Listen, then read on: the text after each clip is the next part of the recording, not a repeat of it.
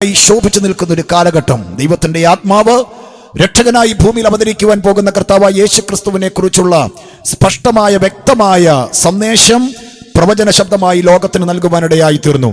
യേശുക്രിസ്തു ജനിക്കുന്നതിന് മുൻപ് യേശുക്രിസ്തുവിന്റെ കഷ്ടാനുഭവങ്ങളെ കുറിച്ച് വിവരിക്കുന്ന ഒരു വേദഭാഗമാണ്. യേശുവിനെ തകർക്കാൻ പിതാവായ ദൈവത്തിന് ഇഷ്ടം തോന്നി. യേശുവിന് കഷ്ടം വരുത്താൻ പിതാവായ ദൈവത്തിന് ഇഷ്ടം തോന്നി. പക്ഷെ ഇന്നലെ രാത്രി ഞാൻ പറഞ്ഞല്ലോ, ആ കഷ്ടതയ്ക്ക് ഒരു പീരീഡ് ഉണ്ടായിരുന്നു, ഒരു കാലഘട്ടം ഉണ്ടായിരുന്നു. അതൊരു സർട്ടൻ പീരീഡ് ആയിരുന്നു.